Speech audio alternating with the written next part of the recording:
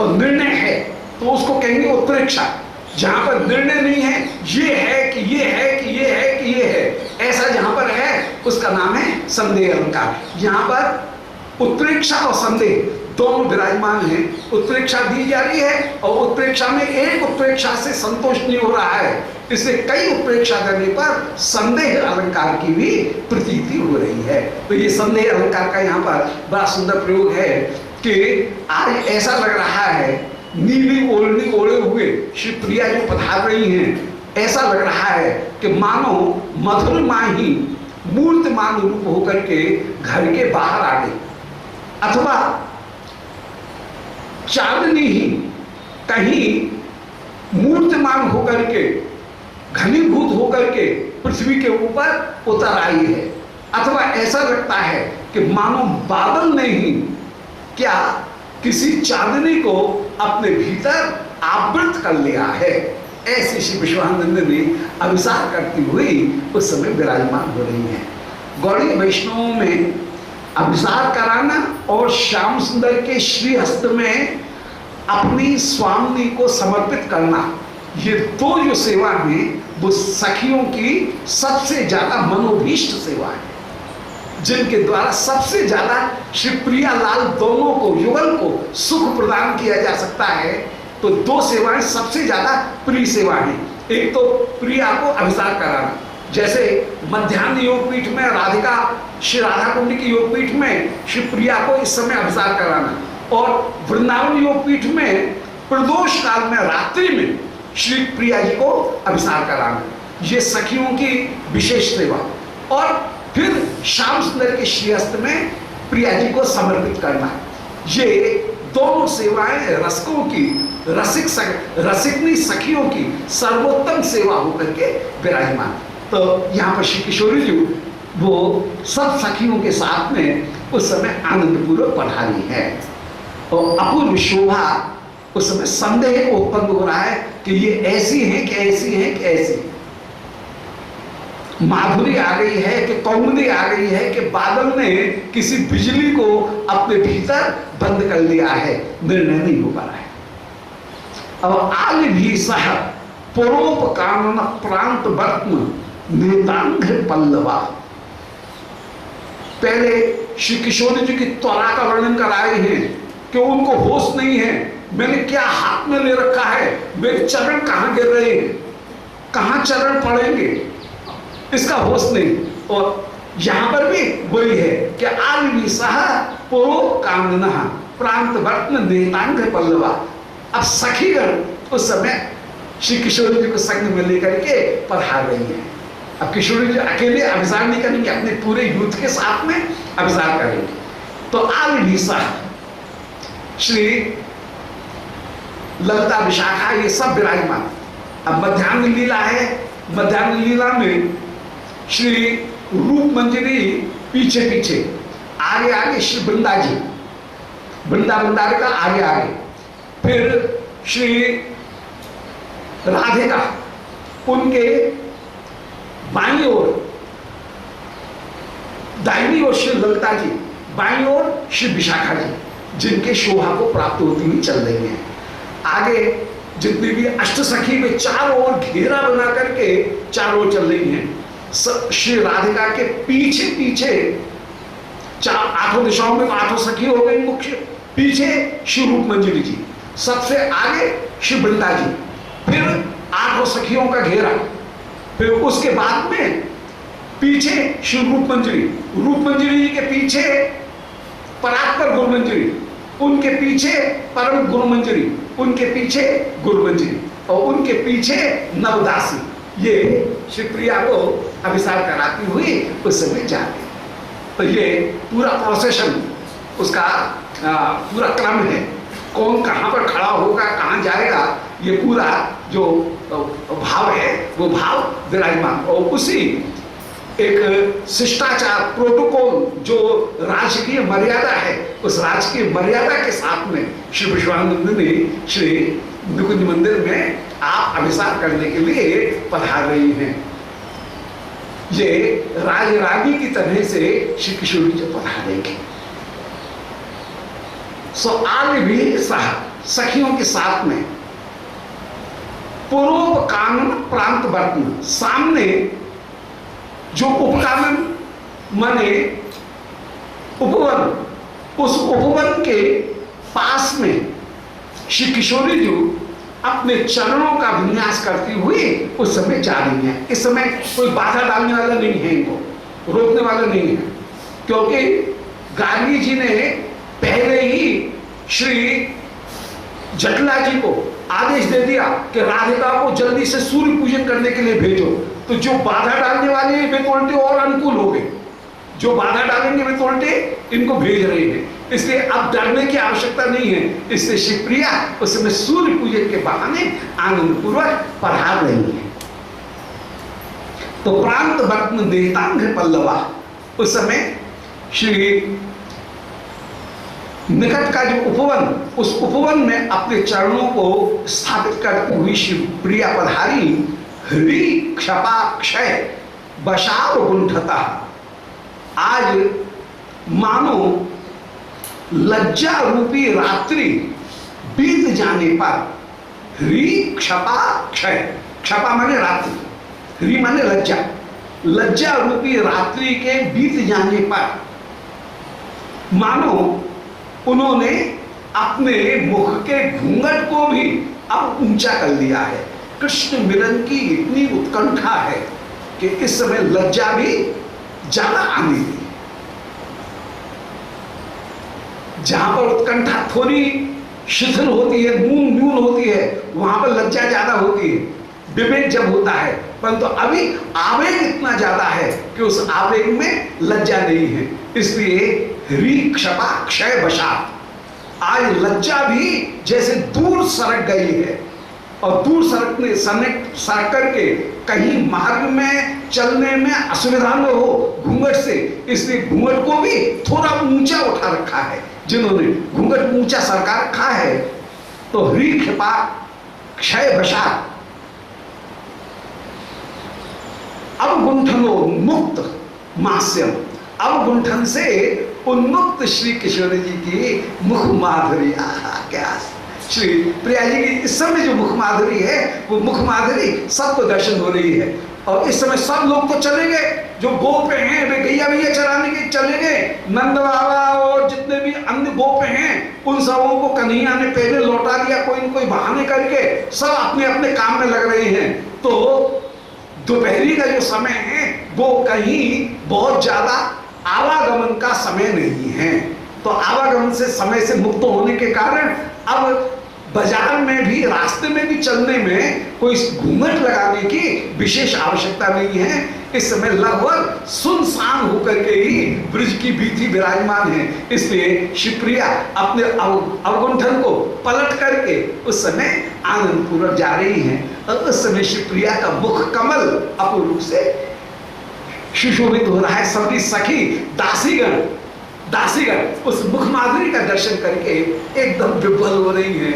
प्रिया की उस रूप माधुरी का दर्शन करके मन में विचार कर रही हैं, जरूर आज श्याम सुंदर इस मुख माधुरी का दर्शन करके प्रिया के वशीभूत हो जाएंगे।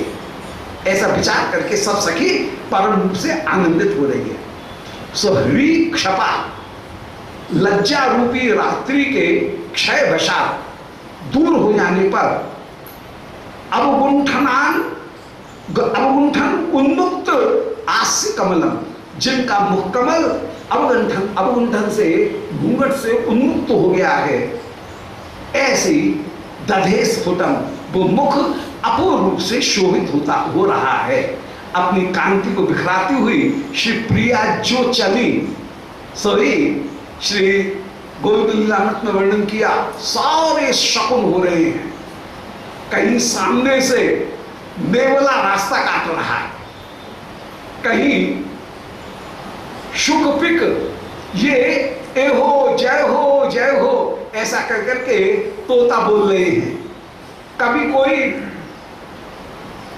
सुवासिनी सौभाग्यवती स्त्री अंक में किसी नवजात बालक को लेकर के रास्ते में खड़ी हुई है, कोई ग्वालिनी मस्तक के ऊपर दही की हाड़ी लेकर के विराजमान है। सब शकुन हो रहे हैं। शिवप्रिया उनकी आज वाम भुजा, वाम नयन ये फड़कती हुई विराजमान हो रही है, जो शुभ शकुन माने जा रहे हैं। तो वे अपूर्व रूप से सारे शकुन विराजमान, कहीं ब्राह्मण वेद पाठ स्वस्थ वाचन करते हुए प्रतीत हो रहे हैं।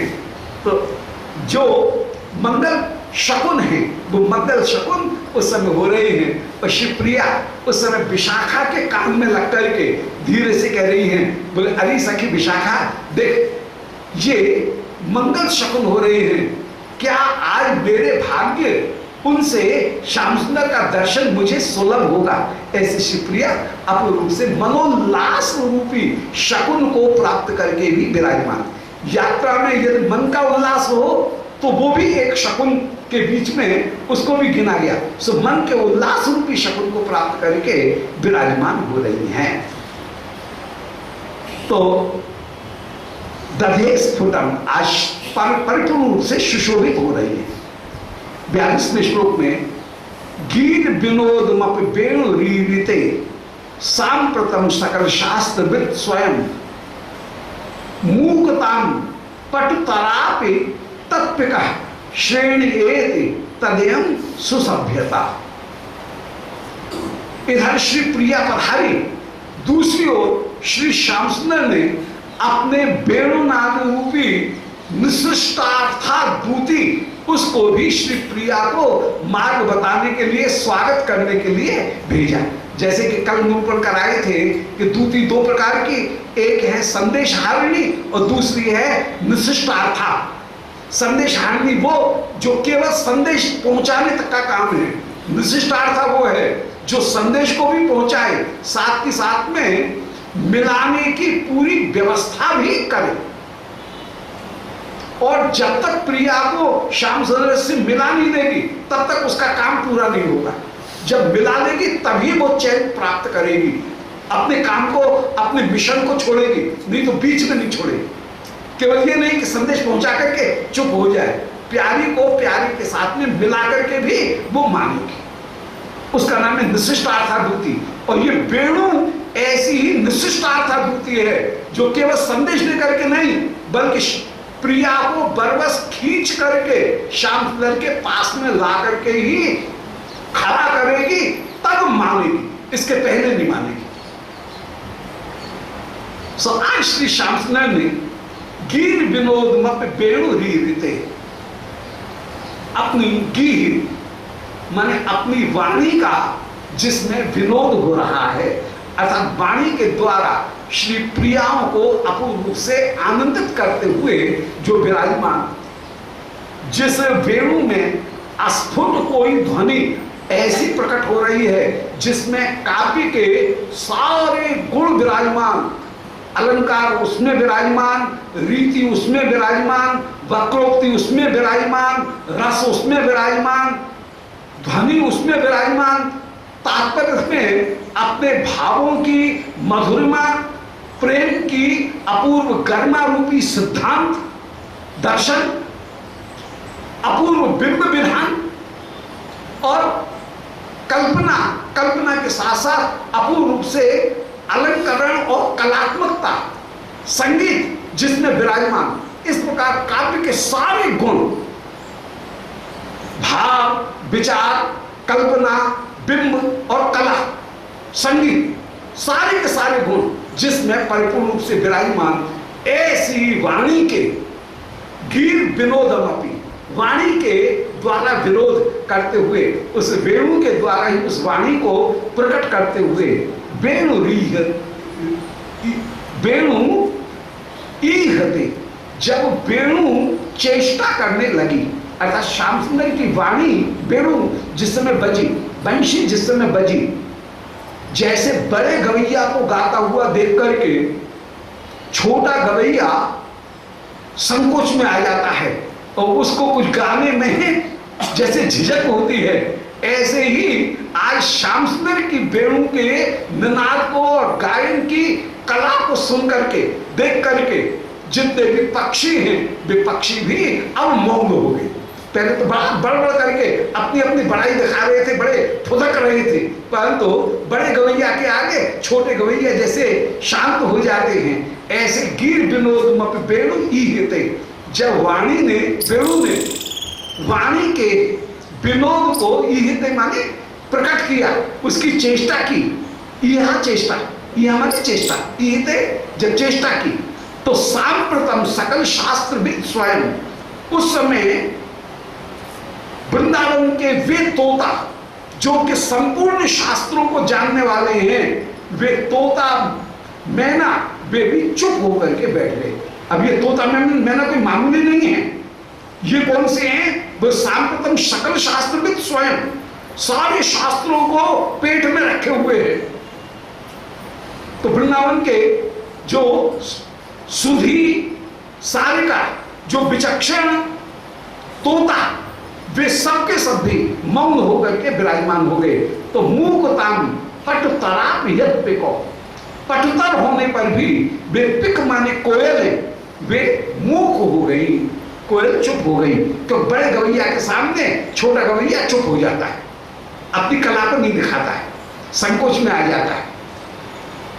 तो मूकताम पटुतराप यद पिक श्रेणी एति, आज पिक की जो श्रेणी है, पिक मान कोयल, कोयल की श्रेणी जो मूकता को एति माने प्राप्त कर रही है, वो मूकता प्राप्त करके विराजमान हो गई। क्यों मूकता को प्राप्त कर लिया? बोले तद यम सुसभ्यता, ये सभ्यता है। बड़ों के आगे ज्यादा बड़बड़ नहीं करते हैं, अपनी पंडिताई नहीं दिखाते हैं, ये सभ्यता है, एक शिष्टाचार है। उस शिष्टाचार के कारण सारे शुक जो विचक्षण है, पटुतर जो कोयल है, वे भी मौन धारण करके विराजमान हो गई हैं।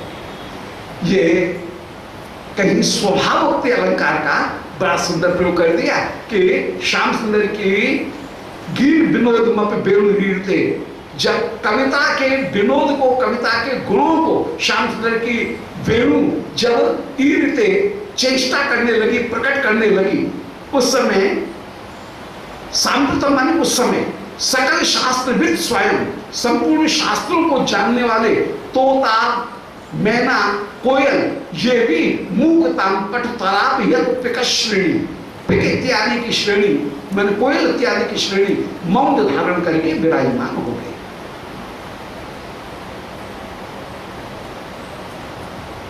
अब वेणु नाम भयते गा हरऊ तृण, अब श्याम सुंदर की वेणु बजी। श्री ब्रज गोपिका गणों ने जो श्रीमद् भागवत में 21वें अध्याय में 10वें स्कंद में जो वेणु गीत में श्याम सुंदर के प्रभाव का वर्णन किया, आज वो ही प्रभाव का वर्णन यहाँ पर, और युगल गीत में जिस प्रभाव का वर्णन कर रही हैं वही प्रभाव का वर्णन यहाँ पर कर रही है। श्रीमद् भागवत में श्री ब्रज गोपिकागण दो जगह श्याम सुंदर के वेणु का वर्णन करती हैं, एक 21वें अध्याय में और एक 35वें अध्याय में, रास पंचाध्याय के बाद में युगल गीत में। दोनों में विषय एक है, परंतु दोनों में मूड अलग अलग है। जो भाव भंगिमा है, वो भाव भंगिमा दोनों में गोपियों की भाव स्थिति वो अलग अलग है, मूड दोनों में गोपियों की अलग है। 21वें अध्याय का जो वेणु गीत है उसमें कहीं दीनता का भाव विराजमान है कि हाय सब लोग सुखी हैं, मैं ही दुखी हूं। पूर्णा पुलिंदो उर्गाय पदार्थ रहा, ये पुलिंदी वृंदावन की भीड़ नहीं, पूर्ण है, अपने आप अर्थ निकल रहा है कि हम अपूर्ण हैं। धन्यास्म मूढ़मत्यो हिरण्यता, ये हरिणीगण परम धन्य है, अपने आप अर्थ निकल रहा है कि वयम तो अधन्य। ये व्यंजना से अर्थ वहां पूरे अध्याय में उस वेणुगीत के 21वें अध्याय में जो मूड है गोपियों का, जो भावस्थिति है, वो भावस्थिति ये है कि आहा अन्य लोग बड़े भाग्यशाली हैं, हम ही अभाग्यशाली हैं, ये वहां पर मुख्य भाव है। जबकि यहां पर 35वें अध्याय में जो युगल गीत है उसमें मूड बिल्कुल अलग है। बात वही है, श्याम सुंदर की बंशी बजाने पर ये हो रहा है, ये हो रहा है, सब लोग ऐसे प्रभावित हो रहे हैं, ये वर्णन है। परंतु गोपियों का जो मूड है वो ये है, भावस्थिति ये है गोपियों की कि आहा, जब प्यारे का दर्शन करके सब मोहित हो रहे हैं, हम मोहित होती है, कौन से आश्चर्य की बात। वहां पर जैसे ढिठाई है, तो युगल गीत में जो वर्णन है वहां पर संतोष और धृष्टता, वो विश्वास, उस विश्वास की अधिकता है, जबकि वेणु गीत में विकलता की अधिकता है। ये दोनों में अंतर है, इसलिए पुनरुक्ति नहीं है। और दोनों का वर्णन करने का जो व्याख्या करने का प्रकार होगा वो भी अलग अलग होगा। एक में व्याख्या की जाएगी इस भाव से कि हाय विकल होकर के गोपकागण कह रही हैं कि हाय और सब तो सुख प्राप्त कर रहे हैं, सबसे ज्यादा दुखी क्या हम ही हैं क्या। श्याम सुंदर वेणु को इतना अधरपान करा रहे हैं, दामोदराधर सुधाम अपनी गोपकानम गोप्यक्यमाचर्यं कुशलम स्मरणं। अब देखिए वही दीनता का भाव है। इस वेणु ने कौन सा पुण्य किया, हाय हम ही हतभाग्नी है क्या, हमको वो अधरामृत प्राप्त नहीं हो रहा। तो वेणु गीत में जो भाव है वो दीनता का भाव है, जबकि युगल गीत में जो भाव है वर्णन वही वेणु का किया जा रहा है, परंतु वहां पर यह भाव है कि जब प्यारे के रूप का दर्शन करके सब आनंदित हो रहे हैं, तो क्या हम इस रूप का दर्शन करके आनंदित नहीं होंगे क्या, हम आनंदित हो रहे हैं, इसमें आश्चर्य की बात क्या है। तो यहां पर जैसे अपने आप को कंसोलिडेट किया गया है, अपने आप को जैसे कहीं जो धैर्य प्रदान किया हुआ कंसोलेशन जो है वो कहीं प्रदान करते हुए कहीं श्री प्रिया विराजमान है। यहां पर अपने आप को कहीं धैर्य देते हुए कंसोलेशन करते हुए कहीं श्री प्रिया विराजमान होकर के विराजमान, जबकि वहां पर व्याकुलता का भाव विराजमान। यहां पर उन्हीं दोनों भावों को इस समय श्री सुखदेव जी श्री विश्वनाथ चक्रवर्ती जी वर्णन कर रहे हैं। अब श्याम सुंदर ने जैसे ही बंशी बजाई, अब वो पूरा वेणु गीत का जो प्रसंग है वो वेणु गीत का प्रसंग यहां पर प्रकट हो गया। श्याम सुंदर की वंशी को सुन करके उनकी शोभा का भी वर्णन हो रहा है और उसका क्या प्रभाव है श्रोताओं पर उसका भी वर्णन किया जा रहा है।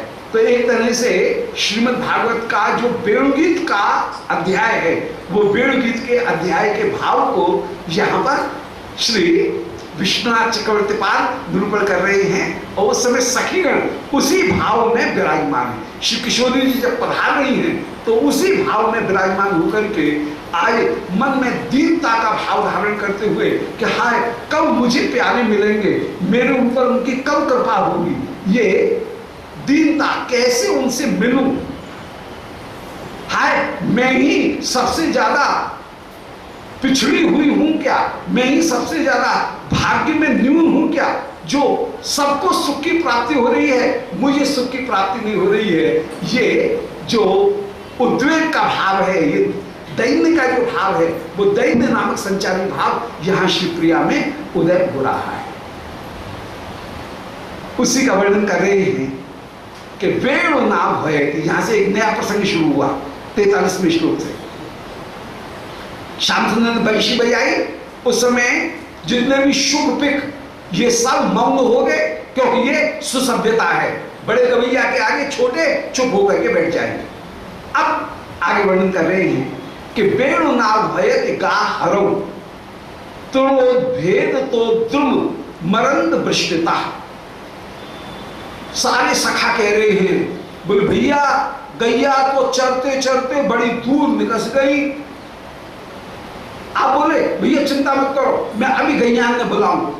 ऐसा कहकर के श्री श्याम सुंदर गोवर्धन शिखर के ऊपर चढ़े और चढ़ करके आपने अपनी फेंट से बंशी निकाली, बंशी को अधर पे धर के एक हाथ में अपना दुपट्टे का छोर, पटका का छोर लेकर के फिराते हुए हियो हियो हियो ऐसा कहकर के मुक्ते नंदन चंदनी के कर्पूरी कस्तूरी के पिंगे रंगण रंगणी सुलसल के गांधर्व के, ऐसे जितनी भी गैया हैं उन एक एक गैया का नाम ले रहे हैं।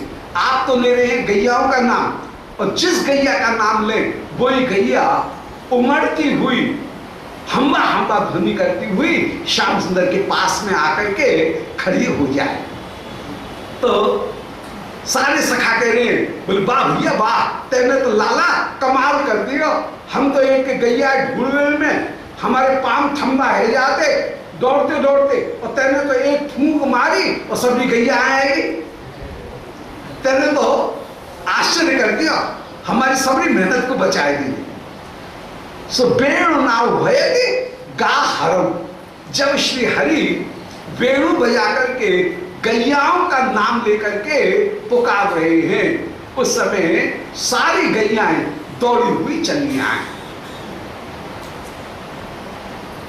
त्रिलोक भेद तो द्रुम मरंद विष्णु भी, उस समय सारी गैयाएं अपने अपने नाम को सुनकर के यूथ की यूथ गैया सब चली आ रही हैं और श्याम सुंदर को घेर करके चारों ओर से ढल रही हैं। तो ये गैया परम परम भाग्यशाली होकर के विराजमान है, जो कि श्री श्याम सुंदर की वेणुनाद को सुनकर के जो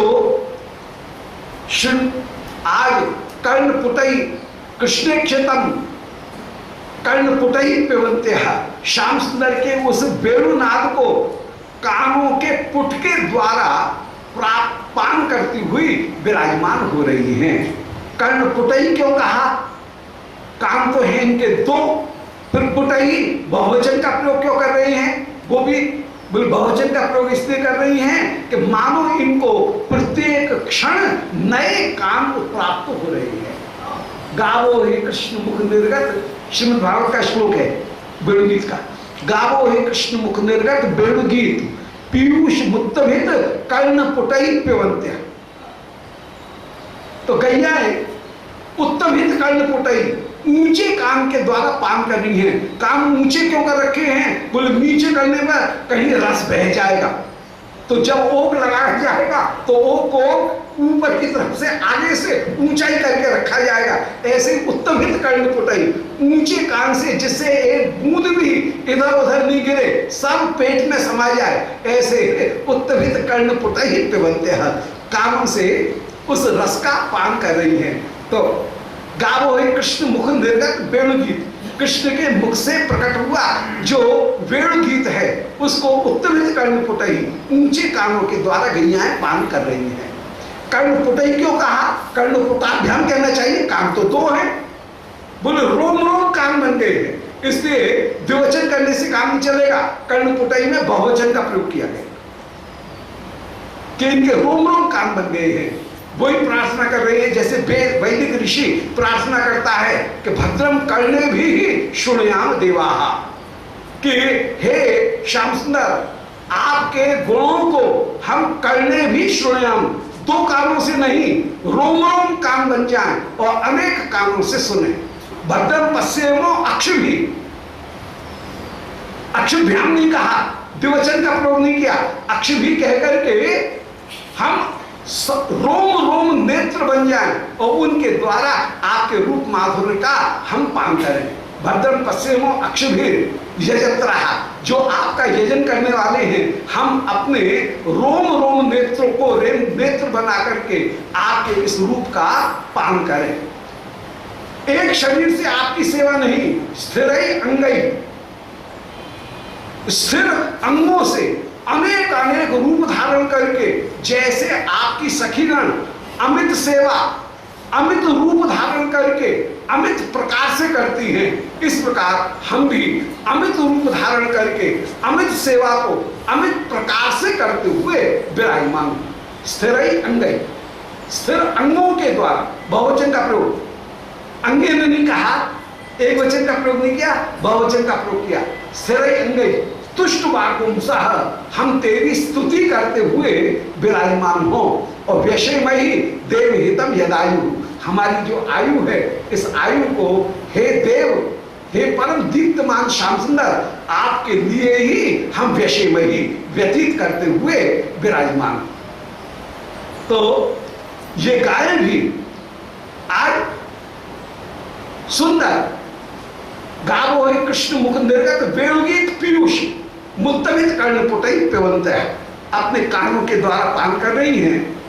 और उस समय शावो स्नुत स्तन पय कबला, नीचे लगा हुआ जो शाव बछड़ा है, उस बछड़े के कारण इनको प्रीति नहीं है। स्तन से दूध नहीं बह रहा है, गैयाओं के थन से जो दूध बह रहा है वो श्याम सुंदर की प्रीति के कारण बह रहा है, बछड़े के कारण नहीं लगा है।